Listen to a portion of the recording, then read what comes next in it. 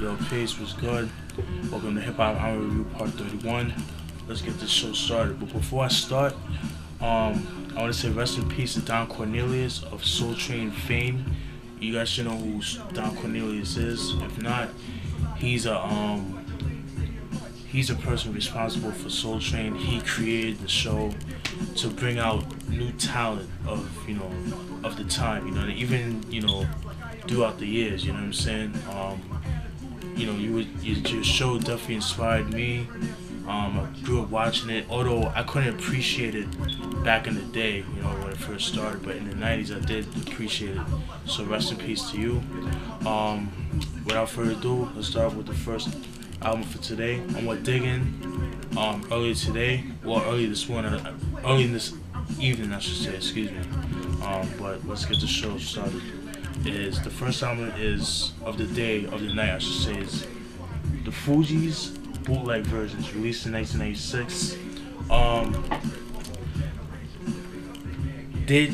This is considered the third album. To me, it's more of an EP, in my opinion, because it doesn't really have all of this. Is just like bootlegs. I mean, just like remixes of of singles of the first two albums. You know what I'm saying?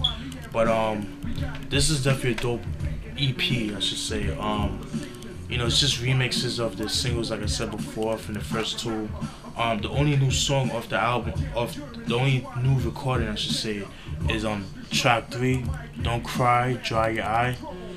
Pretty solid. If you're a fan of Fugees, you would definitely enjoy this album. This is the Fugees bootleg versions, released in 1996. Go cop. I'm gonna get a lot of shit for this one, but fuck it. It was cheap. I got it for $3.99. Is Jermaine Dupri's first album, his debut album, released in 1998. You guys should know who Jermaine Dupri is. He, is responsible for bringing our careers from the Crisscross, the Brat, people like that, Bow Wow, and things of that nature. He produced a lot of hits throughout the 90s, and then I guess he was like, fuck it, let me just put out my own joint. So 1998, put this album out. This album's okay, it's not the best, and it's nothing to go crazy over. If you're a fan of, like I said in my previous reviews, a lot of East Coast artists was suffering from the bad boy syndrome, using a lot of top 40, 80 samples and things like that. If you're a fan of that kind of stuff, then you would definitely enjoy this album. I mean, this album got some bangers, but it's not the best. Singles this album is known for he actually has 4 singles. Money Ain't a Thing with Jay-Z, that was pretty big back then. Sweetheart with Mariah Carey. The Party Continues with the Brat and Usher, and Going Home With Me. And those are the 4 singles. Again, if you're a fan of that kind of hip hop, then you would definitely enjoy this album. This is Jermaine Dupri Life In 1472, released in 1998. This album's actually out of print, so if you can find it, go cop it. The next album is Go Down But Don't Bite It by Roxanne, or aka The Real Roxanne, released in 1992, and it's her last album that she ever put out. Shorty's kind of cute too. I don't know if you guys can see that. Anyways, sorry about that. But for those who don't know who Roxanne is, she's an MC from New York, from Brooklyn, New York. She got her start back in the early 80s, like 1984. She's affiliated with UTFO, legendary hip hop group, an underrated group, UTFO. Like I said, she got her start from back in the early 80s, like I said. And UTFO made a song called Roxanne Roxanne, and that song was a big hit. And that song kind of started the whole beef with The Real Roxanne, Roxanne Shante, because that song was actually a shot at Roxanne, Roxanne Shante. And throughout the whole 80s, '80s throughout to the early '90s. Um, they've been going at it and stuff like that. Um, there's a whole article on it on Wikipedia. I'm not gonna, they squashed it obviously, but I'll post on a link to the real Roxanne was. It's an interesting read, you know what I mean? Like it really goes down to it. But fast forward to 1988, she released the album, the real Roxanne, self-titled album, things of that nature, and then in 1992, 4 years later, she released this album. This is her last album that she ever put out. Like I said, she was affiliated with UTFO, and she was also affiliated with Howie T. And if you guys know Howie T did beats for Chubb Rock. And, Chubb Rock is cool with the Trackmasters, so like that whole team's like that whole family. Well, they produced the whole album for her, and the beats are banging. I mean, very good for 1992. Pretty solid album. If you're a fan of Golden Age hip hop, you're a fan of early 90s hip hop, you're a fan of Trackmasters, fan of beats back in the early 90s. This is before they started, before the whole, Foxy Brown, the whole LL Cool J. Nothing against that, but I'm just saying this is before that. This is when they were actually making beats, jazzy beats and hardcore beats, stuff like that.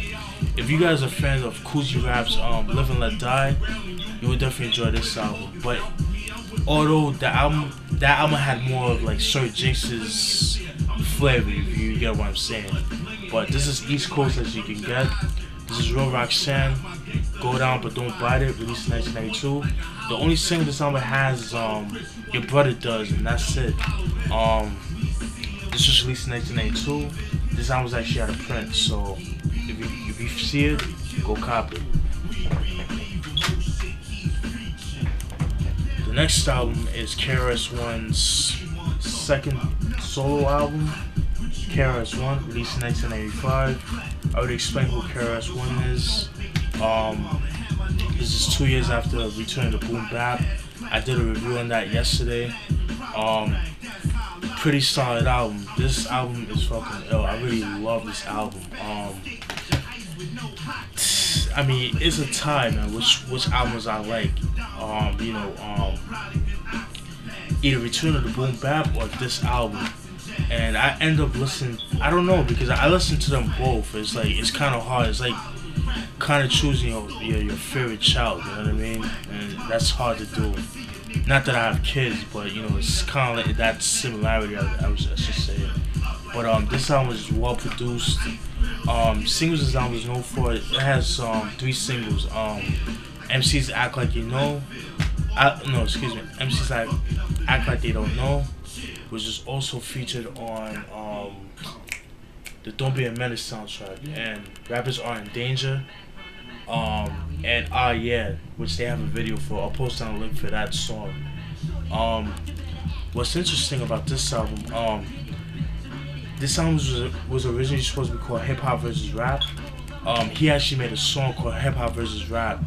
That was like a 12-inch. Like it was like, I think it was like a B-side for, I forgot what single, but it was supposed to be called Hip Hop vs. Rap. And because of that, he changed his name to KRS-One, and because of that, he scrapped some tracks off the album. Songs like What I Know, Clubs Them, and a couple of interludes, like 2 interludes.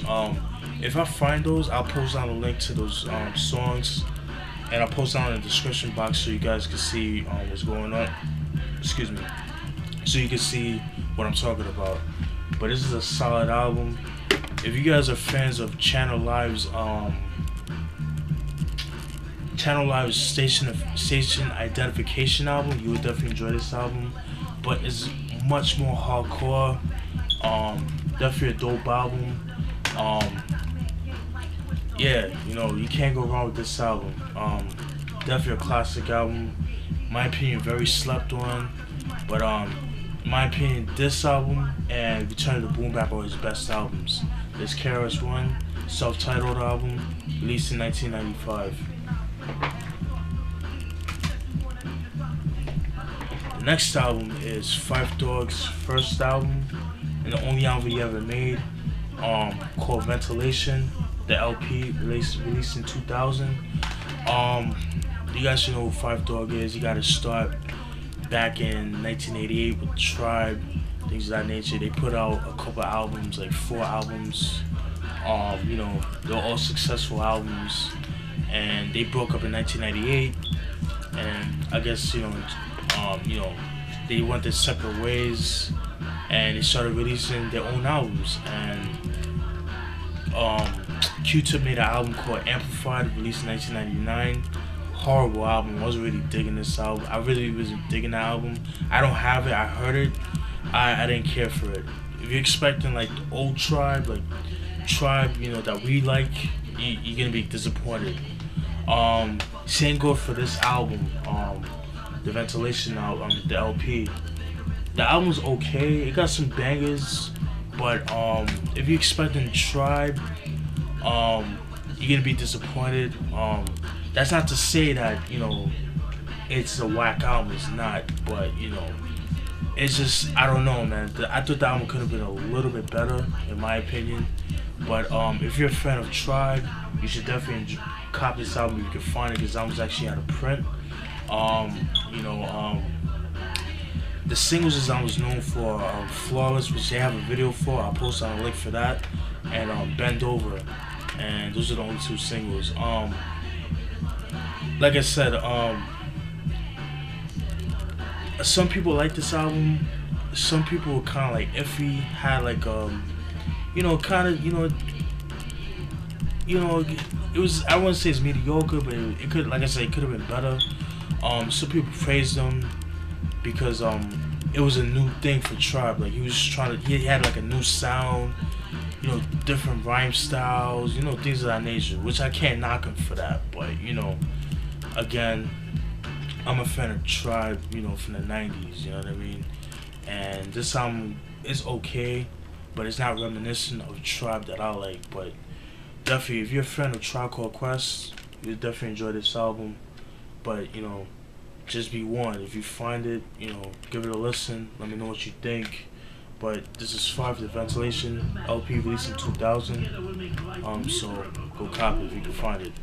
Out of print. I was shocked when I found these 2. Next album are Heavy D and the Boyz, Peaceful Journey, released in 1991, excuse me. This album, I guess it's their 3rd album, released in 91. This year,